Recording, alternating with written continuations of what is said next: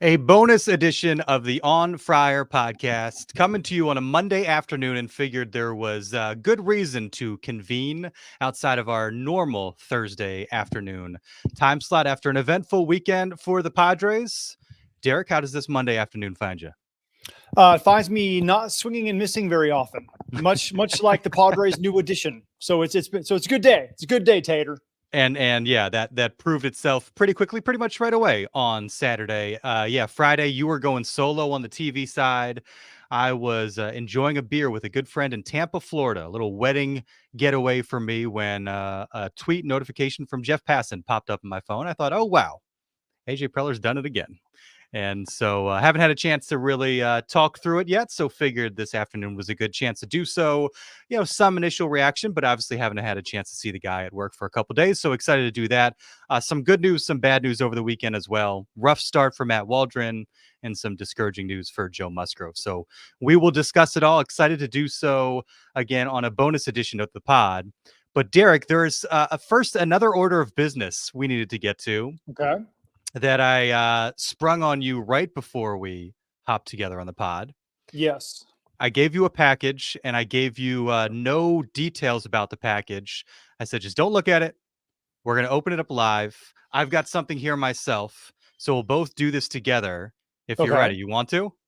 Let's do it. Tear it up. There we go. It's another bag. It's a bag inside of a bag. It is from the bag. Is from. Does the bag mean anything? Well, I don't know. Why don't you find out? Flying Chanclas de San Antonio. There is. Why do I think John Conniff is involved in this somehow? Why do you think John Conniff is involved in this somehow? That's a good question, because you know John well. Okay, this is cool. There we go. I like John. That is really people on the podcast podcast who cannot see this. It is a short sleeve Luke Voigt style hoodie from the San Antonio Missions. Like, do I need to show off the chest moss here on the podcast? You might need to. Maybe when we're rolling the intro, you can do a quick wardrobe swap. I can do that. I'm wearing deodorant and everything. Texas Dude, logo. You got a nice one. See, Darnay has these like the batting practice gear there. Yeah. So I feel like we've really made it. We've seen the John and Jims of the world and Darren and J. Riff and Marty showing off their Padres minor league affiliate swag through the years. And we'd never gotten a delivery from John Conniff, and he hit me up. He said, hey, I want to send you guys something special. It arrived last week when I was gone. And I thought, oh, what better way to open it up and to show our appreciation for John and all that the Mad Friars crew does in their coverage, than to do a live unveiling. And so I got my first minor league t-shirt from Conniff and the Mad Friars gang. So again, I feel like I've finally arrived. Oh, that's awesome. This is for I have got some Lake Elsinore Storm stuff back in the house, but I bought that when I was up at a game. This is a fan. This is the first one from John. John, you guys and Mad Friars, by the way, in case you don't know what we're talking about, go check out madfriars.com. Yep. These guys cover minor league baseball. They've been on the podcast multiple times. They cover minor league baseball like crazy and the Padres organization, and they really do a good job. They have a good eye for talent. Go check them out. This is really cool. John and the guys at Mad Friars, thank you. Friends at the pod, John had been hitting me up with pictures of chicken fried steak the size of your windshield. So he was just in San Antonio and picked some stuff up for us. And so greatly appreciate it. Thank you, John. Thank you to Mad Friars. Definitely give them some love. Check them out, because like Derek said, they do a phenomenal job. All right. As does OG's. OG's does a phenomenal job as well. Sponsor the On Friar podcast. Appreciate all that they do. No matter what your sport of choice is, you want to catch a Padres game, NBA playoffs, Stanley Cup playoffs, I don't know, golf on the weekend. What else is going on? OG's is a great place to have the College World Series coming up here before long, baseball postseason. Yep. A little bit of everything. So OG's a great place to catch games. They're always updating their menu. Fantastic beer list. We had a great time. We had our live pod during the Korea series. And so thanks to OGs and all they do for the On Fire podcast and the NBC7 Sports Wrap team. Okay, without further ado, the welcome music.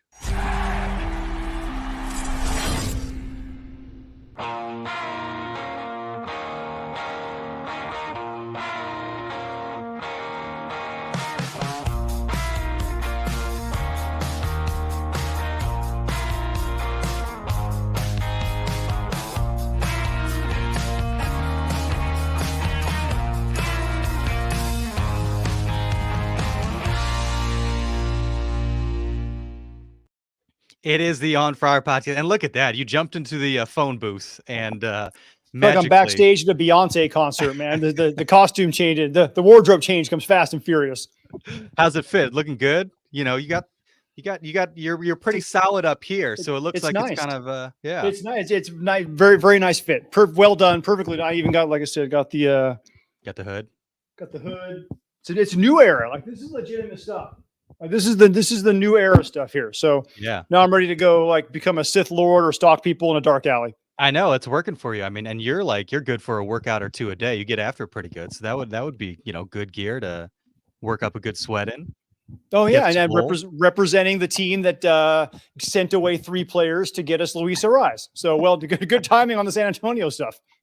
A fantastic segue there. So might as well jump right into it because that is why we're here after all, to show love to John Conniff and Matt Friars, and also to talk about Luis Arraez. And I'll start with that. Your initial reaction once you found out that the deal was made, and then the various details in terms of the return. I was actually about 90 seconds from going live at Pechanga Arena for the Seals playoff game when all this happened. So it was one of those, like the phone starts going off, the MLB alerts start popping up. And I'm like, oh, let me see what, oh, wow. I'm literally talking to our producers in my ear. And they go, hey, Greg Bledsoe wants to know, did you hear about this Padres potential trade? I'm like, I'm literally reading about it right now. So nice timing on that one, AJ, to catch us all a little bit off guard. But had to more or less ad lib what was going on there. It was one of those where I go, first off, adding a hitter like Arraez to this lineup is fantastic. We'll figure out the defensive fit later. We know he's not a great defensive infielder, whatever it is, man. He's a dude who puts the bat on the ball. He's one of the best leadoff hitters in the game, one of the best flat out pure hitters in the game. Adding him to this lineup was incredible. Absolutely. And it's exciting to see a guy like that who can get on base in so many different ways, sprays the ball all over the yard. He's a fantastic player to bring in. The second thing I thought was, okay, well, who'd he give up? All right, it's not all that bad. Dylan Head looks like he might be a player. The rest of these guys are, they're dudes. And the third thing was, it's May 3rd. I've been racking my brain ever since. I could not recall another true blockbuster with a 2-time batting champion that happened in a trade before Mother's Day. Like the timing of this is just so interesting and unique that I was shocked, truly shocked. Did not see this coming down the pipeline anywhere near this early. So that was kind of the range of emotion that I went through. What were you over in Tampa when you first saw it come through? Were you like, is this a typo? Like, what the hell is going on? Well, I knew it wasn't a typo because it came from Jeff Passan, and generally speaking, what he puts out is as rock solid as it comes. And so, I think my initial reaction was like, "Wow, he really did it." And there's, Juan Soto's a good example. There's been a few of these guys that have been long coveted by the Padres fan base and talked about as potential fits. And some of that is the fact that he's a left-handed bat that gets on base all the time, and the other aspect of it is knowing that the Marlins are probably going to be in a position to deal some guys at some point. Like you said, was it going to happen in early May? Maybe not. It was a conversation, I think, before the season, during the off season, when we thought that, hey, maybe they try and round out the roster a little bit, and that might be a direction that they go. I think, some of the return, yeah, I love the idea of Dylan Head. That's a guy I was excited about eventually seeing in a Padres uniform. I think he has a chance to have a really good career. Jacob Marcy, I kind of feel there's part of me like similar to the Dylan Cease trade. Like if these guys aren't and don't end up being long-term Padres, then you run into potential for concern. Like these deals need to work. And what does work mean? Does work mean just simply making to the postseason a couple years? Maybe that's all it takes to feel like, okay, yeah, these were worth it. There is this part of me, while I think to answer your question, thinking, okay, yeah, this is big, and this raises the ceiling and the potential for this team. There's no question about that, especially in the short term. I can't help but consider the potential long-term implications if Arraez, Cease don't end up being with the club beyond 2025 of, are you going to run into a position where you're like, hey, we could use a couple outfielders. We could use a first baseman. We could use a couple of potential starters. And we don't have that because these are conversations we've had about previous AJ Preller deals where the return is scintillating. Mike Clevenger, a 300 hitter in Austin Nola, what have you. But then suddenly those guys aren't with the team. They're maybe not contributing the same way. And that's not to compare Austin Nola to Luis Arraez, obviously. Right. But they've run up into these situations before where a trade that seemed really promising on paper didn't potentially work out. And then you're left wondering, okay, this team needs reinforcements. Where are they? Well, they're in Miami and they're in Chicago. And so I think that is the lingering concern behind the initial kind of shroud of this lineup's a whole lot better because it has Luis Arraez now. Yeah, for the next 2 years. I think this is where we get into the speculation game, because now we have to look at, okay, in 2 years, if we do need another outfielder at the big league level or another infielder at the big league level because you don't re-sign Ha-seong Kim, whatever it may be, is Jacob Marcy that guy? Is Nathan Martorell the guy who's going to be your everyday slugging first baseman? And the honest truth is we don't know. Like, we know Ethan Salas is going to work out. We know Robbie Stelling's going to work out. We know some of these guys, like they're going to be great ball players, right? Some of these other guys, Marcy's hitting under 200 so far this year at AA. He was the AFL MVP. We were really high on him. It's not working out for him this year right now. So if he turns out to be a world beater and a 4-time All-Star, whatever it may be, then we go, yep, probably should have held on to that guy. Or if Nathan Martorell comes out and turns into a 30 home run a year guy at a corner infield spot, yeah, maybe probably should have held on to that guy. But they're not those top 100 borderline can't miss type of prospects that they gave a hit. Dylan Head looks like he's going to be a real player, and he's fast, and he's already showing real ability to hit at Lake Elsinore. He's probably going to be the one, kind of like James Wood during the Juan Soto trade. Like, that's the guy who maybe people don't know as much about right now because he's so young, but he's probably going to be the best of the bunch. We're starting to see that, although J.J. Abrams off to a hell of a start, and he's going to be really, really good for a really long time. J.J. Abrams. Yeah, JJ. I always do that. CJ. See, I got Star Wars on my head because it's Star Wars. Star Wars. The Day most was on fitting Saturday. Freudian slip is you saying J.J. Abrams. Oh yeah, that's the least surprising part of this whole thing is me saying J.J. Abrams instead of C.J. Abrams. And then, by the way, I was so happy that Luis made his debut on Star Wars Day, so I can make all the Arise of Skywalker jokes I wanted to. So, but back to this, you don't know if it's going to be those guys. All right. So in 2 years, do they make another deal and they have somebody else in the system? Do they draft somebody in the first round who's a college outfielder who's ready to go in a year and a half? You just don't know in 24 months in Major League Baseball time, especially with how quickly a lot of these prospects are getting ready and with how quickly AJ Preller has shown he turns rosters over. I think you go with the known commodity right now, which is Luis Arraez, and some of the fringe prospect guys. You go ahead and gamble with them because so far, very few of them have turned out to be something that could actually help you now or in the future. Yeah. And all well said. I think you also need to consider AJ Preller has been incredible at restocking the system. Yes. And, from 2019 to now, just one wave of assets after another, some of whom have arrived, many of whom have been used to acquire star level players. And so you just kind of figure that will continue. The other thing too is how many of these guys that have gone, and there have been a lot of them that have been used in these types of deals, do we feel like the Padres have really, really missed? And you mentioned CJ Abrams, you mentioned the potential of James Wood, Mackenzie Gore off to an okay start, not blowing anybody away to this point necessarily. David Bednar, at times a guy that would have been useful to have. Andres Munoz, maybe Ty France, a Josh Naylor perhaps. So there's a handful of them, but Xavier Edwards, have we heard about Xavier Edwards? Luis Patino just kind of made his way back, and now he's with the Padres undergoing Tommy John surgery. There's been a lot of these guys that haven't really amounted to a whole lot, and we wish them all the best. I'm a CJ Abrams fan. I think the kid was fun to get to know a little bit and super fun to watch. James Wood, I think he'll be incredible and good on him.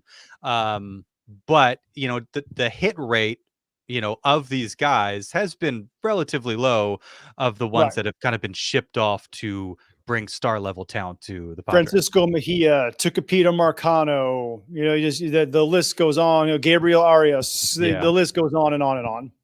Yeah. And so I don't know. These are some of my initial thoughts. I feel like I'm kind of um, leaning on the negative. We're going to obviously talk about Luis Arraez and why he is an exceptional talent. I think the one other thing I thought was, what does the future of left field look like now? And Jurickson Profar is in the middle of what could be an all-star type season if he continues this. But do we still consider him like the long-term answer at left field when In his you early had a 30s, no. The when you had short-term answer, yes. short term, yeah, and I think we all hope that he continues to do what he does or close to it. But Marcy, a potential answer, Dylan Head, maybe a swap with Jackson Merrill in terms of outfield spots. But I think that was kind of the one other thing that came to mind was, okay, where does that leave those corner outfield spots going forward when you're bringing in yet another infielder? And so the positional fit might be a little bit wonky. I think what it does do is it gives them a lot of flexibility and the ability to give guys like Manny Machado some rest days. And another benefit of the universal DH, you can kind of rotate how you're using those guys. And today, Monday opener against the Cubs, you've got Arraez DHing, and you've got Donovan Solano making his long-awaited Padres debut, playing third base in place of Manny Machado. And so there's a lot of flexibility there. It'll be interesting to see how often guys kind of move around the infield defensively, how often guys get rest days, potentially what it means for a Ha-seong Kim who, homered over the weekend, but has, had some lulls offensively. And so I do like the flexibility and depth that it gives you from that standpoint, while also wondering, okay, what does this mean for the outfield this year and going forward? Yeah, well, Tirso Ornelas more or less becomes the only guy who'd be anywhere even close to being ready to come up this year or next to is a traditional outfielder. Of course, what we've really seen from the Padres is they don't care if you're a traditional outfielder. They will move literally anybody. If you have ever played shortstop in your life, apparently to the Padres, you can play the outfield. So they might have some other dudes you can find, somewhere, pull them off the scrap heap from whatever you can find them from. I think this is a good time to transition into how good Luis Arraez really is. We should get to that. This dude, although we do have to say, Fernando Ramirez was hosting the show with me last week, or Darnay, while you were out gallivanting around Florida. And he did a great OG's promo, by the way. And then he did predict an AJ Preller trade was coming. Wow. Yeah. How about that? It was, I don't know if he was joking and just happened to luck his way into one. Like when I was playing, I used to play with a pitcher who every time he couldn't hit a lick, every time he went up, he's like, I'm leaving it this at bat. Just so he could say that if it ever did happen, he called it. And it never happened. But he just, and on the off chance that it happened, he would have said he'd been able to call it. He called his shot, Babe Ruth style. So that might have been what Fernando was doing, but no, that was actually a brilliant call. But you looked up some numbers on Luis Arraez, and I always cringe when people start to say Tony Gwynn, because we all know here how truly one of a kind Tony Gwynn was.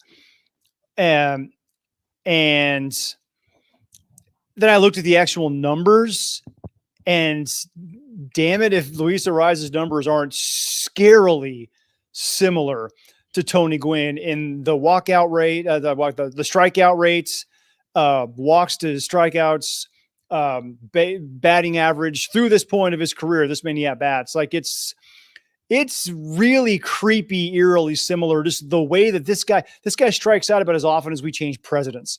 Like it's wild what his bat to ball ability is, even when he's not swinging at pitches in the strike zone. Like it's truly, it's marvelous to watch him just swing that bat like a wand and just slap balls all over the place. Even when he can look at a pitch and know it's not a strike, but he's looking at it in that area. He saw did his first game with the Padres. There was a pitch. It was a breaking ball. It was 3 inches outside down. And he was looking in that area. So he just slaps it in the left field over the third baseman's head for a base hit, because he was looking for that and he knew he could hit it. It's an innate ability to put bat on ball that indescribably few people who ever played the game have. Yeah, and what struck me, I think, watching those at-bats the last 2 days is sometimes it felt like he was swinging more often at pitches outside of the zone than, there were a couple that, were maybe grooved a little bit that he for whatever reason he laid off. There's a couple times where he felt like he kind of reacted in such a way like, oh, that might have been a good pitch to go at. But he seems like a guy, he swings at those pitches confidently and he makes contact on these pitches. You know what I mean? So it's one thing if you're and good contact. He's not popping up like Xander Bogaerts. He's making good contact. And so I think what it tells me about him is this is a guy that has a clear idea of pitches he can hit and pitches that he can put productive swings on. And the strike zone is what it is. But even, he had that hit on the pitch and he kind of reacted funny, kind of like hunched over, hugging his bat as he goes down the line on that pitch that looked like it was about 6 inches out of the zone. I think on his second at bat, nearly, and reacted pretty much the same way, nearly had a hit down the left field line on a similar pitch outside of the zone, but it ended up going foul. And he put good swings on a couple that were up and in out of the zone. And it looks like, and looking at, kind of the Savant page and where he's swinging and where he's productive, like he seems like a guy that's very comfortable, low and away and very away and up and in, and maybe, to the point of being jammed, and he's still able to make solid contact, to your point, on some of those pitches. And I think, what a good example he is to have in this clubhouse, especially around some of the young guys like a Jackson Merrill.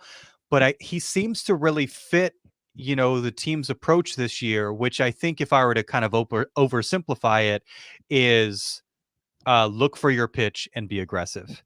And it's not work counts for the sake of working counts, like we saw with Trent Grisham, like we saw at times with Jake Cronenworth last year, where you're looking at good pitches for the sake of kind of working a count. And how often do you see something go by where like you're not going to get a better pitch than that? They seem more aggressive when something like that is coming their way. Swing at your pitch, be ready, be aggressive. We've seen them, and sometimes that's translated into 7 pitch innings, 3 outs when they're down a couple runs, and it feels like a bit of a bummer. But then you look at some of the pitches you're swinging at, and it's like, okay, I can't really fault them at that. Right. And they're just missing the mistakes, right?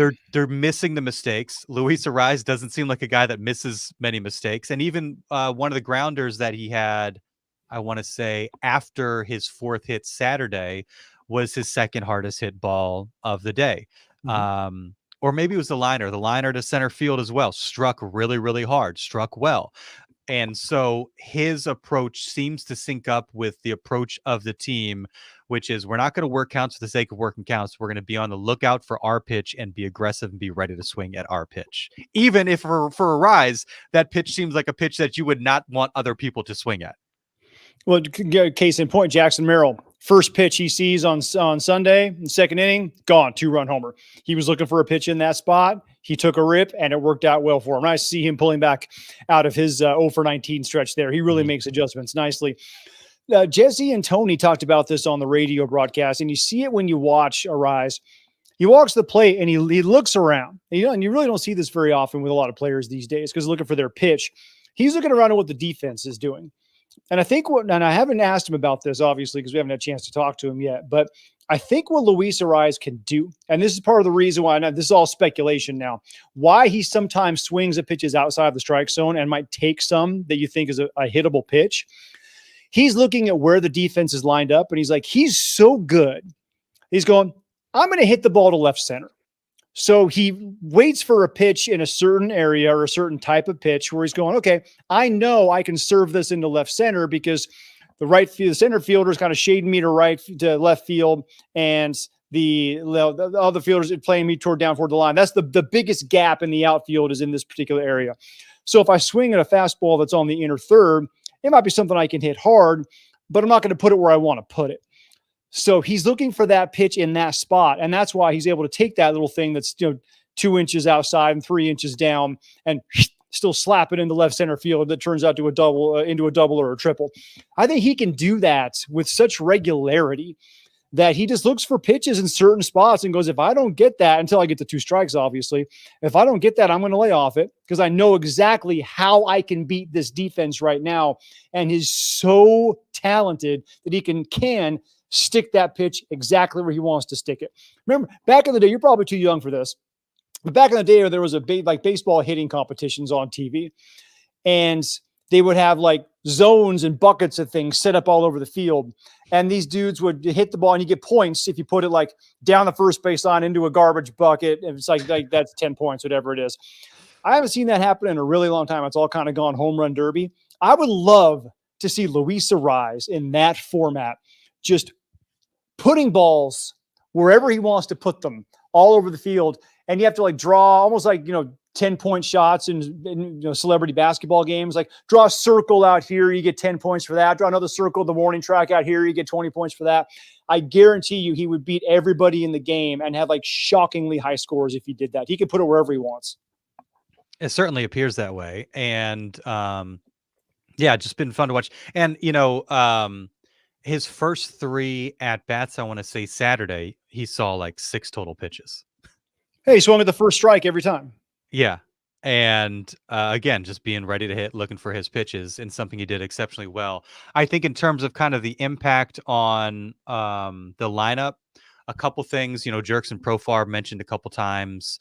I think it was in a piece by Dennis Lynn of The Athletic. The confidence that, or he like inspired the lineup.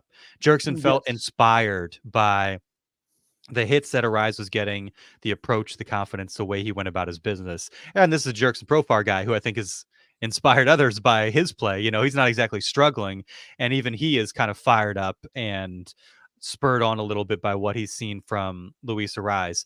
I think the other thing too, after Jurickson's 4-hit game Wednesday against the Reds, Schilt was asked a handful of questions about him, and he had a quote saying something along the lines of, when everybody's not, clicking in the same way, firing on the same cylinders, how helpful it is to have one guy that's just kind of consistently doing something for you and for the lineup. Right. And that, to me, in terms of like the positives with a guy like Luis Arraez, I think that's one of the first things that came to mind is having that steady contributor in the lineup when you're going to have ups and downs for Manny, Xander, Ha-seong, Jake, Profar at some point, kind of going down the line, Jackson Merrill, to have, they've had Jurickson Profar. Now to have a guy like Luis Arraez who is just consistently getting on base and making things happen, even if it's just singles, doubles, mixing in walks here and there. And I think that was something that impressed me with Manny Machado's MVP caliber season in 2022. He got his 30-some homers, but even early in the season, April, May, like 4-homer type months. 4 homers is fine, but, that's not putting you on a 40-homer pace. It's the 450 on base, and him just having a feel for, I'm just going to groove a single here. I'm going to groove a double here. This is a lineup at that point that still featured, Eric Hosmer, Will Myers, guys that weren't exactly thumping the baseball at that point. Pre-Juan Soto, Luke Voit kind of finding his stride. But it was the consistency, it was the steadiness that he lent to that lineup that was so important. I think Xander Bogaerts early last season, a couple homers here and there, but he was just hitting 300, getting on base, making things happen. And so I think having another guy like that on top of what Jurickson Profar's done with the explosive potential of Tatis and Machado, again, just kind of raises the ceiling, but obviously raises the floor of this lineup when you've got guys that are maybe scuffling a little bit. Yeah, plus I think guys love watching him hit so much. It's almost like they want to get on base and keep going just so they can get him to the plate faster. Yeah, get him 6 at bats because it's just fun to watch this dude hit. But it gives you that like pass the baton kind of thing. Mm-hmm. It really does. If you've got guys in that lineup that Luis Arraez is going to give you a competitive at bat every single time. Well, then as a competitor, as a professional, you're like, well, I got to do that too.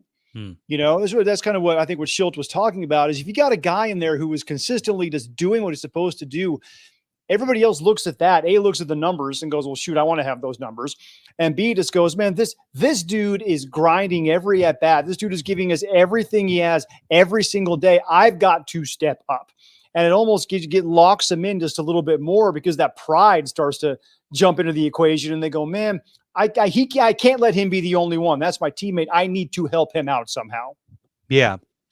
And you saw guys up on the rail. I mean, they were really, really Yeah. engaged. They were locked in on those at bats and excited about him, and excited about what he's brought to the team. And another morale boost. We've talked about it with the Soto deal and plenty of other trades in the past where it's the belief of the team that we want to do something special. We're investing in it, and I think that always, I think, translates well in the clubhouse because no player, especially the guys in their prime, the stars, want to hear like, hey, we do consider this an in-between year, and we're just going to kind of ride it out and hope that there's more young guys that can lift up this team next year and just kind of take whatever results we get this year.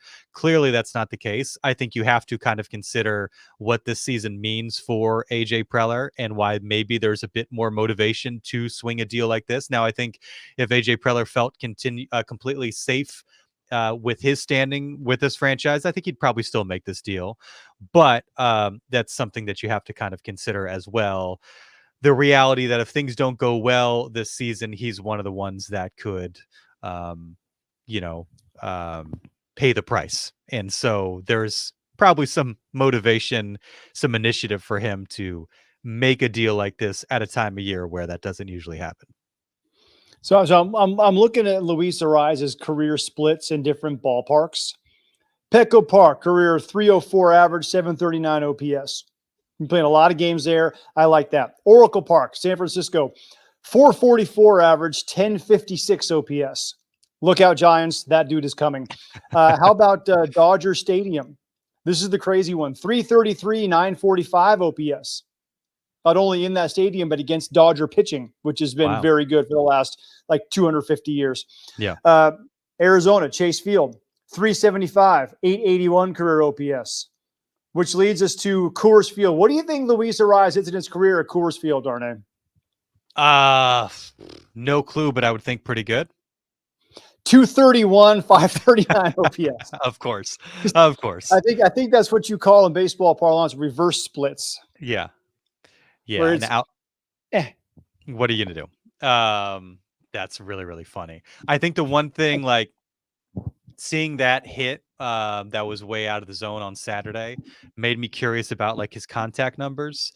Yes. And so I looked this up. Like Juan Soto, like zone contact rate is like 84. Outside the zone contact rate, like 55, 60, somewhere in that range.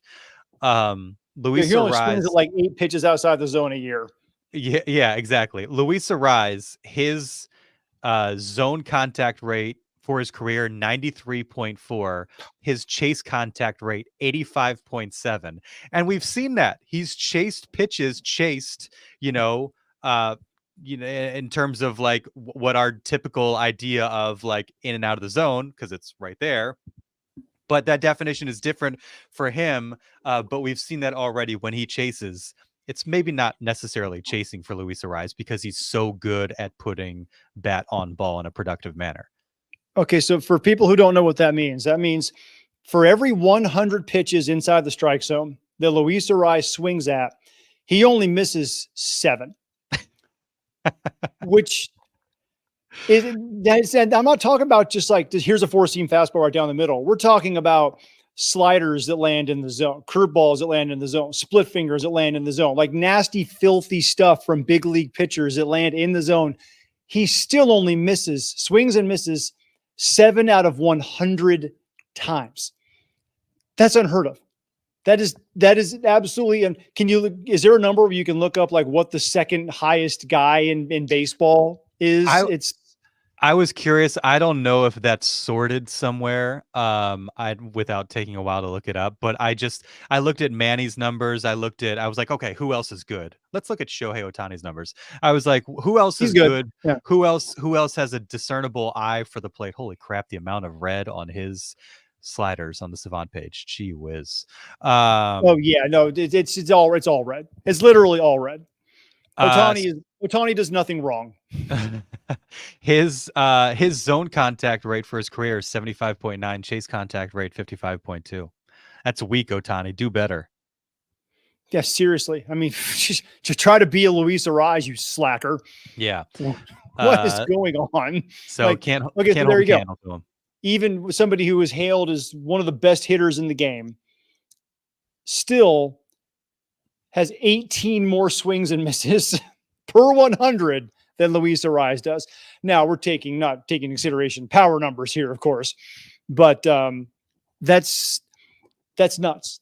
That's nuts. It's Because nuts. you put 18 of those balls in play, some of those are going to fall in for Knox.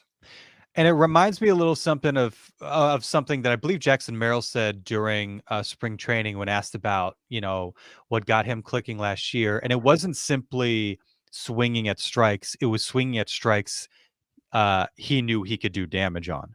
And so I wonder if part of that for Arraez, if that's part of it for Arraez and his success, is it's not just all of a sudden realizing last second, oh, shoot, this is a strike. I better swing at it, and running the risk of just hitting a dribble or hitting a weak pop fly. But especially early in the count, saying, okay, maybe I didn't pick up on that pitch as early as I could. If I'd swung on it, I might have given them a cheap out. I'm not going to swing on it for the sake of swinging on it. I'm going to wait for one that I feel like I can actually do some damage on. And obviously you can't do that with 2 strikes, but early on in the count, you can be a little bit more discerning. And if it means, okay, I wasn't really in position to make solid contact on that pitch, I'm going to take the L here, watch that one go by, but then be ready for one that is in the zone or out of the zone that I do feel like I can put a good swing on. Yeah. And by the way, you notice it when you see how quick are his hands. Yeah. I mean, that bat is coming through the zone like something very rare. You don't see a guy just whipping a bat through the zone as quickly as he does. His hands are incredibly fast. And what that allows you to do is wait just that little extra second. You get about 35 hundredths of a second on about a 92-mile-an-hour fastball to decide if you're going to swing or not.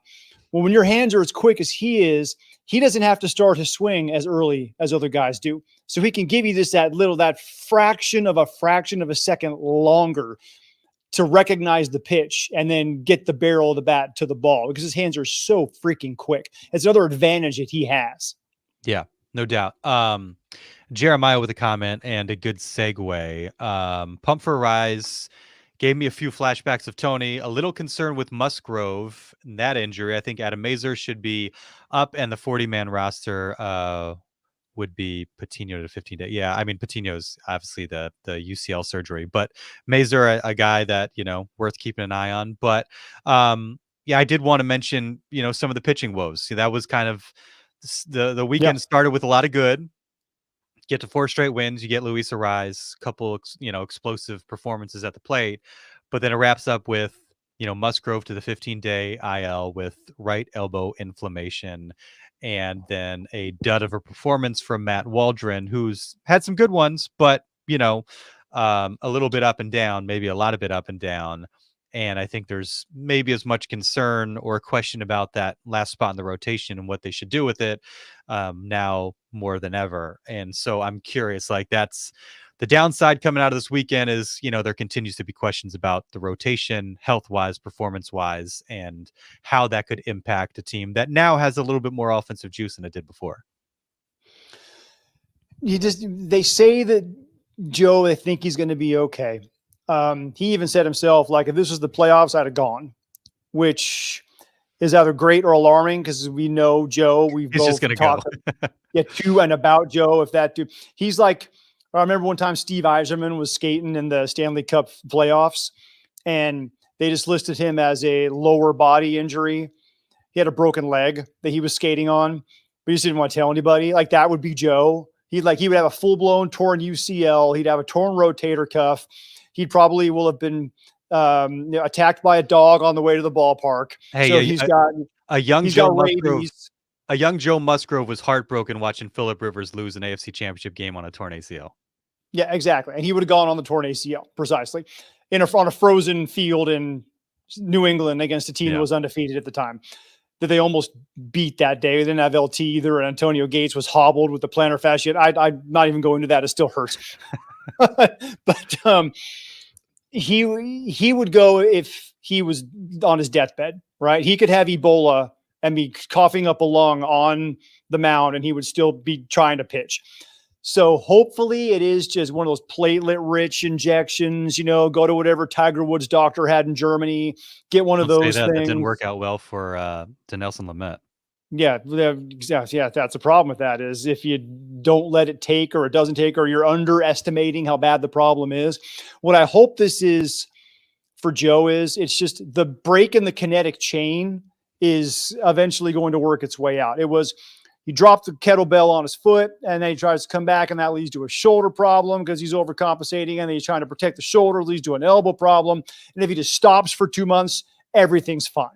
That's what I'm hoping happens for Joe. I hope there's not anything actually damaged in there because that would be, man, that would just stink. It would stink for the fans. It would stink for Joe. It would stink for the organization. It would stink for the team. There's a guy, that's a guy you don't replace because although his presence would be there, he would still be in there. He'd be coaching. He'd be helping out with the clubhouse vibe. He'd be leading. He'd be doing everything he can. You wouldn't have that bulldog on the mound every fifth day. And that's the dude who everyone looks to like, man, maybe we had a couple of rough starts here. Maybe, you didn't have it that day, but we know Joe is going to give us, he's going to bust his ass to get us through 5 or 6 innings. We can count on that. You're not going to have that guy.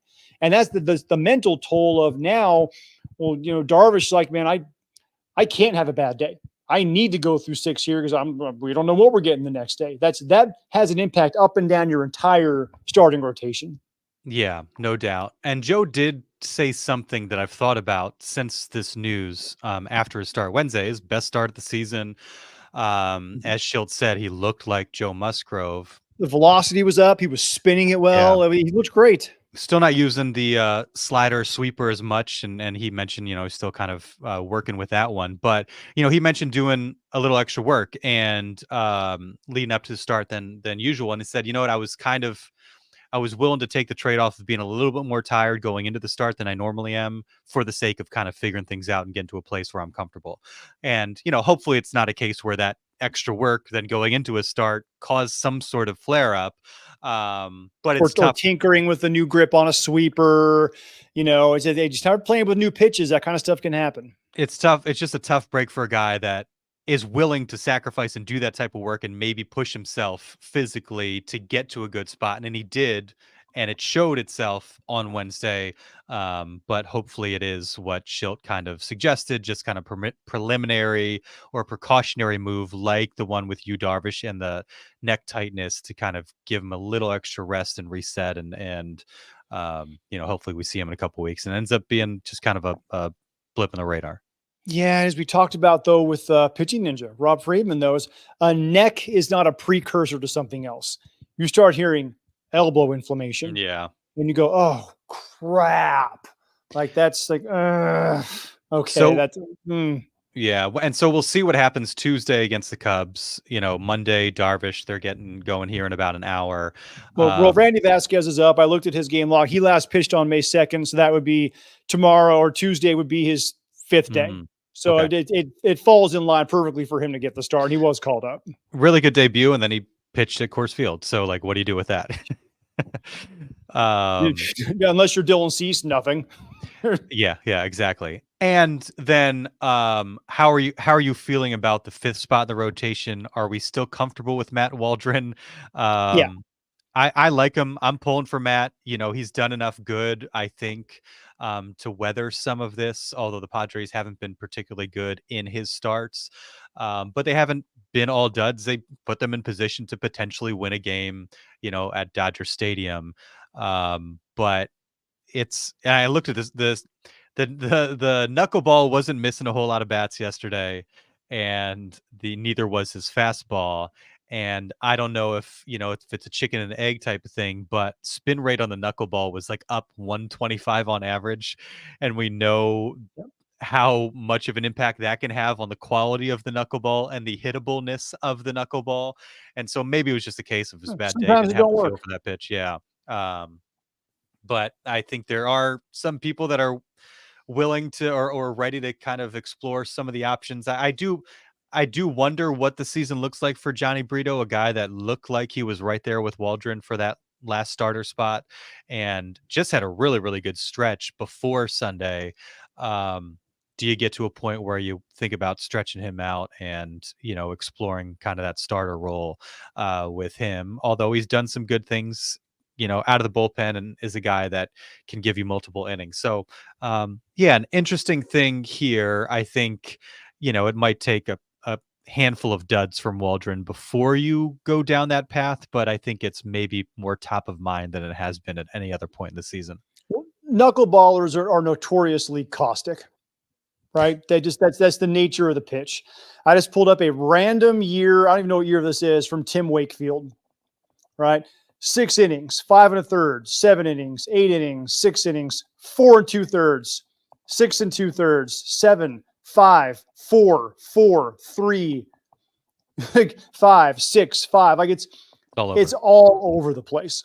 Yeah. Whereas if the knuckleball's working, it's fantastic. The knuckleball is not always going to be working. So that's the risk you run with having a pitcher with a knuckleball in your rotation, is if it's not working. Because the reason he picked up the knuckleball in the first place, as we saw, is his regular stuff isn't good enough to be an everyday major league pitcher.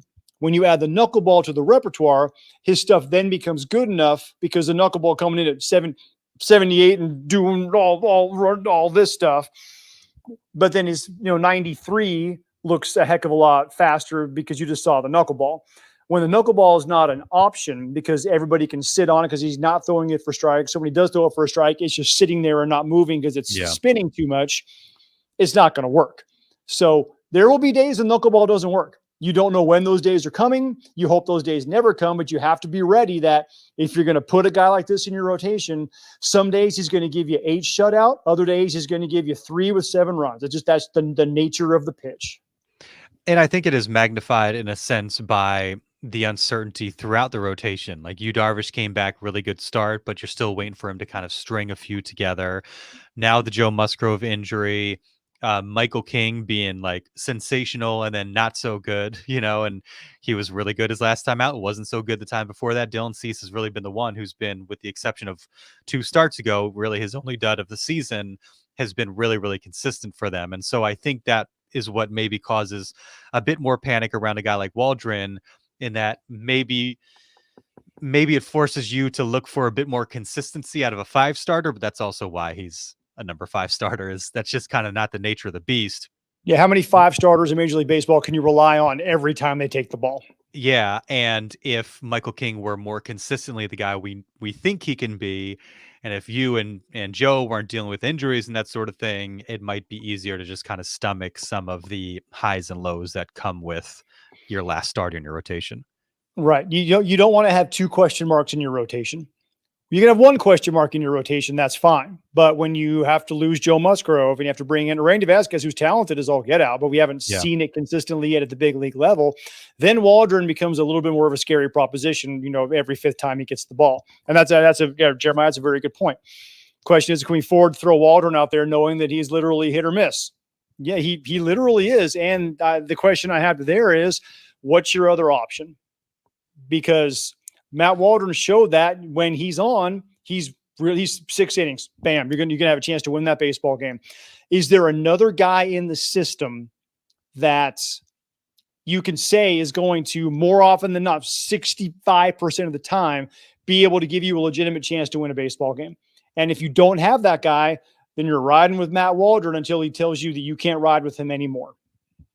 Yeah, and I think, the first answer for me that comes to mind is, what do you continue to see from Randy Vasquez? If he on Tuesday looks like he did in his first start, and say he gets 2 starts while Joe is down, 2 or 3, do you see enough there where you think, okay, this is a guy that we might feel a little bit better about every 5 days than Matt Waldron? So he would seem to me be the first option. Maybe a guy like Mazur, and then Brito. Do you reconsider his role? And so I think there are a few possibilities there, but again, it goes back to your question. You have to get to a point where you feel considerably more confident that those guys will be able to pitch better than Waldron, than what you're getting from him to kind of make that drastic of a move. Yeah, Kyle Glazer was on the podcast while you were out a couple of weeks ago, and he mentioned Adam Mazur by name. I was asking, okay, is Robbie Snelling the guy who's going to come up here? Like, are we going to try and run that risk with a 19, 20-year-old kid? You said Mazur's a dude who legitimately you could get up here by the end of this season. It would have to be a 40-man roster move. But he's got 5 starts at El Paso, San Antonio, my new favorite team, the San Antonio Missions. 2.39 ERA. He's thrown 26 in the 3rd innings. He's got 29 strikeouts, only 4 walks. Solid. So he's very solid. He's got good stuff. He's showing that, you know what? This is a dude who you might have, if you are pressed into duty, that's a guy who you're going to at least give a cup of coffee to and see, can he do this at the major league level? Because obviously the stuff looks good and the results are there in the Texas League, which is, that's solid competition down there. Yeah. So yeah, all good thoughts. I think the good thing is they do have some options, if or when they get to the point where they feel like they got to reach for that button. We'll find out. Any final thoughts, or do we want to end on Chris's point here? I used to watch Marlins games just to watch Arraez. Glad he's on the pods, and glad I don't have to watch Marlins games any longer. You're welcome, Chris. Yes, you have echoed many sentiments, because there would be times where I got the MLB TV package, for the my wife's got the T-Mobile, so she gets me the MLB thing every year, and I would just throw on a Marlins game just to go, God, I love watching this guy.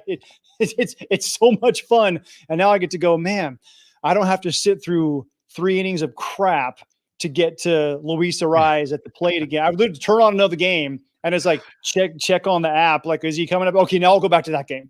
Yeah. Well, we'll see him right off the bat at Wrigley over the course of the next 3 days, and then day off Thursday. Dodgers coming to Petco. So we'll discuss what we see the next few days and look ahead to the Dodger series and our regularly scheduled Thursday edition of On Friar. Thanks, Derek. Thanks to everybody for watching and listening. Catch you next time.